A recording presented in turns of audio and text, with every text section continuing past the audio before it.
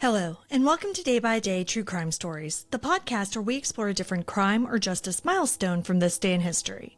I'm your host, Kona Gallagher, and today is September 30th.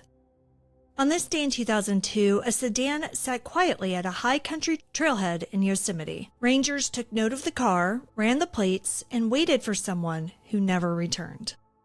The person who owned this car was Walther H. Reinhard, a 66-year-old retired Marine from Oro Valley, Arizona. He had entered the park on September 19th, but by the time his car was noticed, he was long gone. A multi-day search followed, but nothing was found. Today, we're discussing the unsolved disappearance of Walther Reinhard. Let's get started.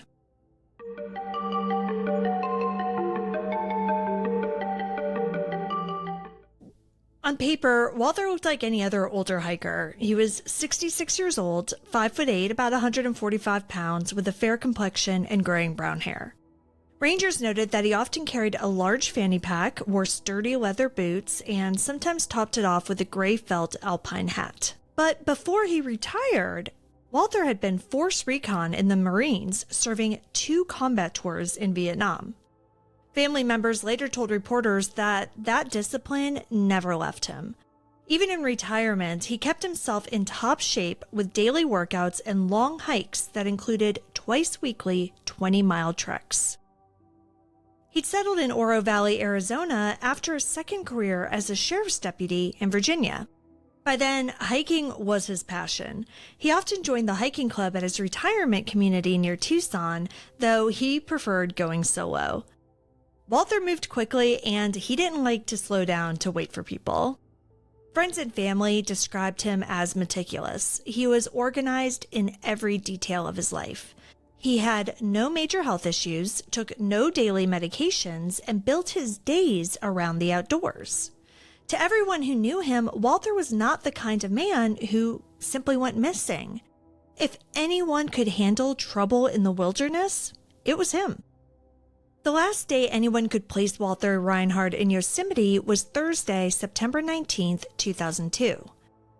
Rangers believe that he set out from the White Wolf Trailhead, a small cluster west of Tuolumne Meadows along Tioga Road. But some reports have narrowed it down further, saying that he apparently started up that trailhead on September 20th. But either way, for days, seemingly nothing happened. There were no calls for help, and no one had any reason to sound an alarm. But then, on September 30th, Rangers found Reinhard's car parked in the White Wolf lot. And that changed everything, because a car without a returning hiker is a red flag that triggers action. The National Park Service logged that day as the official start of the case. From there, Yosemite moved fast, deploying helicopters, dog teams, and ground crews. Within 48 hours, the high country was alive with searchers. Public appeals went out across the news. Had anyone seen a gray-haired hiker near White Wolf since September 19th? But nothing surfaced. As days passed with no sign of Walther, search managers pushed east toward the Ten Lakes Basin, one of the big destinations that fans out from White Wolf. I mean, it made sense. Walther could have covered that kind of ground easily. But still, the mountains gave nothing back. By October 12th, the Los Angeles Times painted the grim reality. Despite helicopters, bloodhounds, boats, and dozens of park staff, quote, not a sign of him had been found. He was last seen September 19th, his car was found September 30th, and there was not a single trace, not a scrap of clothing, nothing after that. Reporters summed it up in one line. Yosemite had thrown helicopters, dogs, boats, and boots at the problem, and still nothing. Now, for those of you who don't know Yosemite, the White Wolf area sits along Tioga Road between Crane Flat and Tuolumne Meadows. From there, trails branch into serious country. This is not a casual stroll. Trails start around 7,500 to 8,000 feet, and they climb fast into granite, lodgepole forest, and exposed ridges.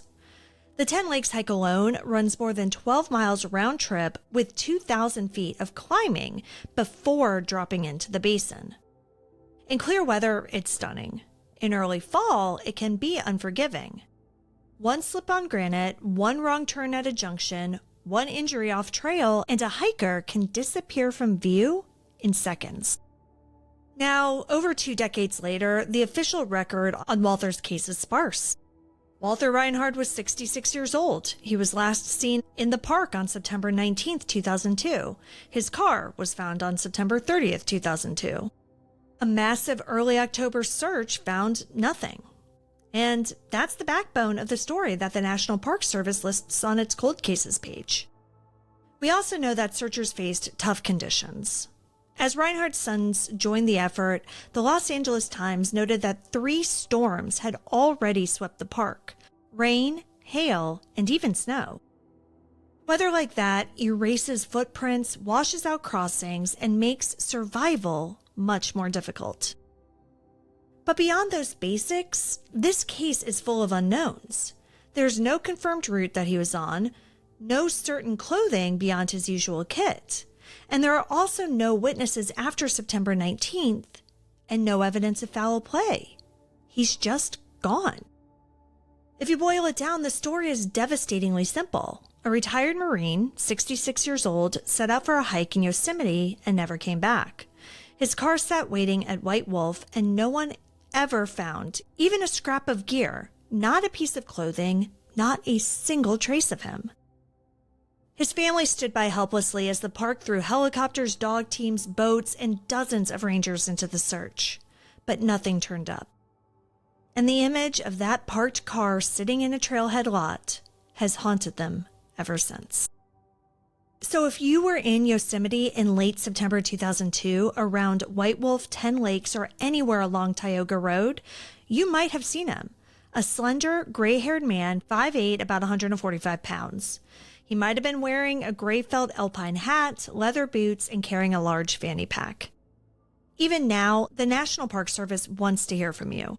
Tips can be made to their investigative services line at 888-653-0009. Thank you for joining me on today's episode of Day by Day True Crime Stories. If you found Walther's story compelling, please subscribe, rate, and review the podcast. It'll help us grow. And be sure to join me again tomorrow as we explore another significant event in true crime history. Until then, stay safe, and remember that behind every headline is a life worth remembering. Day by Day True Crime Stories is a Little Monster production. Hey, you can do it!